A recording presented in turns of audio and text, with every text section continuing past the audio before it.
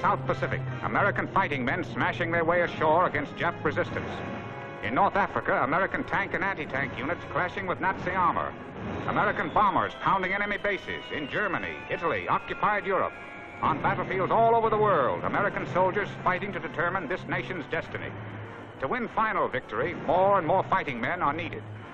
To train, equip, and get these men to the front is the task of the Army's Chief of Staff, General George C. Marshall. Conservation of manpower is a matter of first importance. The Women's Army Auxiliary Corps was organized to assist in meeting this need by releasing soldiers from non-combat duties. These women are to take over the jobs of soldiers behind the lines and here at home. Already they are doing this in a very fine manner. The Corps is a most important element of the Army, and I personally am intensely interested in its rapid development in strength as well as in training. Mrs. Oveta Hobby taking the oath of office as director of the Women's Army Auxiliary Corps. The Secretary of War appointed her on May 16, 1942, to organize, train, and command a force of women to take the places of men behind the lines. A big order, already partially filled. Thousands of WAACs, trained and disciplined the Army way, are now on duty all over this country and overseas, but thousands more are needed. Women from all walks of life, sales girls, industrial workers, librarians, housewives, entertainers, office workers, executives, designers, teachers, college women, women of all races, all creeds, American women. In our pioneer days, women held the powder horn for their fighting men. Today, they are joining the WAAC.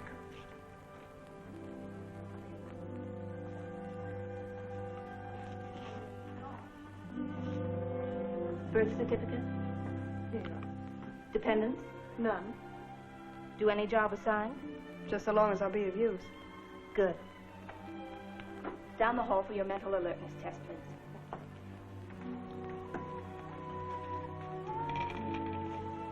Gee, these quiz kid things really throw me. I'm a sales girl, not a brain trust. You'll do okay. These things just show how quick you can think, not how much you know. No. Please, no talking. 120 pounds. Right for your height and age. Next, please. Catherine Johnson. 162 pounds. Sorry, 10 pounds overweight. But it's just a few pounds, Doctor. Well, we give you the benefit of 15 pounds one way or the other, Mrs. Johnson. You're still overweight. Take off those extra pounds and try again. I can have another chance? Yes. Men folks in the Army? 2 sons. For those who meet the enlistment requirements, the oath of allegiance.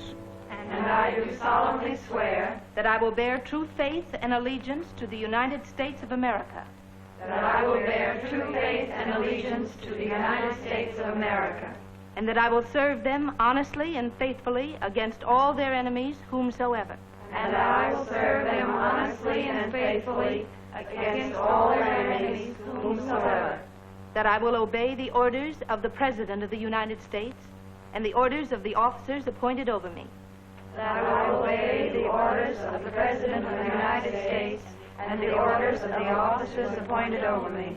According to the regulations of the Women's Army Auxiliary Corps and the Articles of War. According to the regulations of the Women's Army Auxiliary Corps and the Articles of War. More recruits arriving every day for WAAC training at Des Moines, Daytona, Oglethorpe, Devens, Polk, and other centers. More women to be trained, more women to become efficient soldiers behind the soldiers at the front. It won't be too easy. These women will have to make many adjustments to new homes, new work, new clothes. But they'll gain much. Friendships they might never have made in civilian life. Fun, fellowship. Most of all, the knowledge that they are doing a vital job and doing it well. Gee, they're smooth. How do they get that way? Oh, good sergeants and good officers. Did you learn that in college? No, from a book. Officer's Guide. Are you aiming to be an officer someday? I can dream, can't I? Mrs. Johnson, hello. Johnson and Streamline, too. How did you do? Oh, don't ask, child, don't ask. Supplies for the new arrivals. Everything uniform, from underwear to overcoats. Thank you. Greatest care is taken to fit shoes scientifically. Uniforms are fitted carefully, fitted neatly. Measures to safeguard the health of the new WAAC. The first bewildering day is over. The new recruits settle down to Army routine. 6 a.m. doesn't seem too early when there's so much to learn, so much to do. In fact, most of them get a running start on the whistle.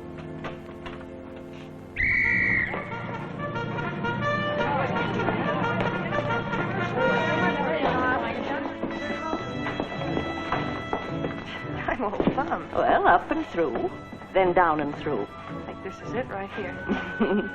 It's perfect. How do you like it? Very GI. GI, what's that? Government issue. Anything according to regulation. Very Army. GI? Oh, no insignia. Oh, gee. Who's this Pallas? Pallas Athena, goddess of victory and wisdom. Victory and wisdom? On the double!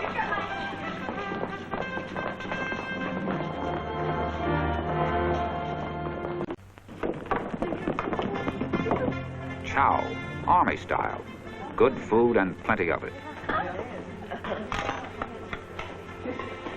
All you do here is take tests, millions of them. Well, they have to classify you, dear. Find out what you can do best.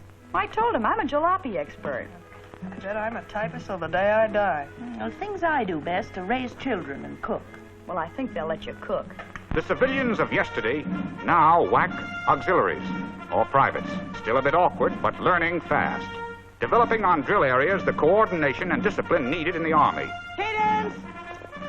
Count! 1, 2, 3, 4. 1, 2, 3, 4. Oh, gosh. By the right flank, march! 1, halt! 1, 2. At ease. Jones, don't you know the difference between left and right? Well, my hands do, but my feet don't. Well, unfortunately, in this army, we march on our feet. So educate yours. Yes, ma'am. And don't call me ma'am, I'm a sergeant. And you've graduated from the Girl Scouts now. The Army hand salute is given with the upper arm parallel to the ground, the forearm at a 45-degree angle. Thumb is parallel to the fingers, which are extended with the tips touching the brim of the headpiece. Very good. Save it for the officers. Attention! With practice, they improve, become trim, neat, military. But there's more to learn than snappy footwork. Training the Army way to do jobs the Army way now begins. 5 intensive weeks of basic training, including the first week of processing and orientation, instruction in military procedure, classwork, study and practice, conditioning.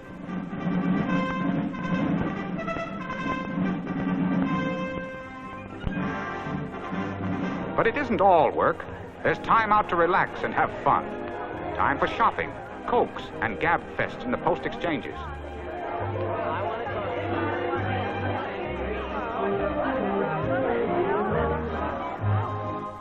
For mail from home.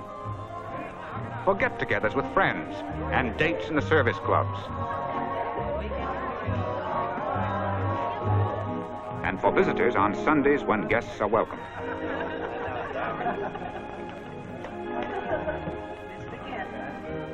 Finally, the end of the training period, the beginning of new careers. Friends say goodbye while they polish up for final review. Look at that, the gruesome twosome. Shine 'em good, chum. Tomorrow's the last day they strut down this field. It's funny, after all these weeks together. We'll be together again. Yeah, but you and Johnson will be officers. Imagine you two saluting us. Who wants a Coke? You treating? Treating nothing. Everybody buys their own. And drinks their own, too. Well, run along, you three. I'll stay and finish up. Thanks, Johnson. WAACs on review. Basic training finished for another class. WAACs fit, alert, proud of their corps, prepared for the next big step in their new life, ready to serve with the Army, to do the jobs the Army thinks they do best. Some to officers' training school. Commissions for those who qualify, then on to field command, or further training at the great Army schools for officers. Under Army direction, WAAC officers are responsible for the discipline, welfare, and leadership of their corps. Some auxiliaries to specialist schools where many learn entirely new trades. Administrative. Motor transport, where women have proved their ability to maintain and repair cars and trucks. They're good drivers and mechanics.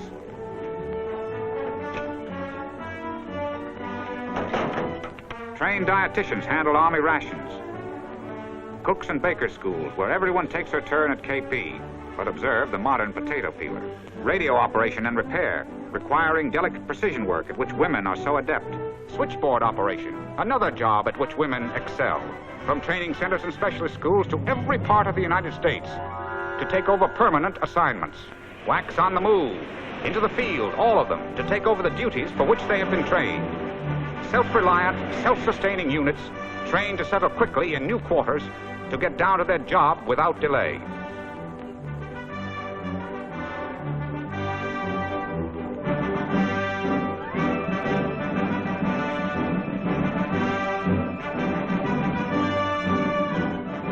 Some go overseas, anywhere the Army may want them, to take over vital jobs behind the lines. North Africa, and the first overseas detachment of WAACs. Wherever they are, WAACs on the job, releasing soldiers, doing confidential administrative work that can only be handled by Army personnel, drawing military maps, charts, graphs, plans, serving as dispatchers for various branches of the Army, developing secret film in the Army photographic laboratories, assisting in Army pharmacies, serving as pigeoneers for carrier pigeons in the great Army communications field, as radio operators who are highly skilled, issuing clothing in quartermaster warehouses, working in Army offices at various administrative activities, in the Army post office, fingerprinting, collecting their rations at the Army commissary, replacing soldiers at switchboards.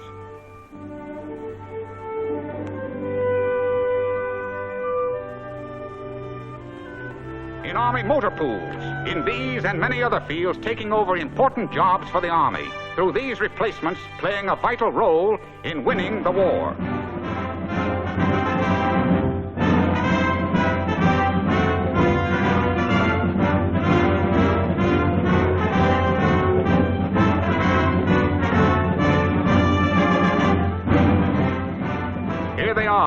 WAACs in mounting thousands. America's women soldiers, trained, disciplined, fulfilling the purpose for which their corps was created, releasing these men and countless others for combat duty, putting soldiers on the battlefields to win final victory.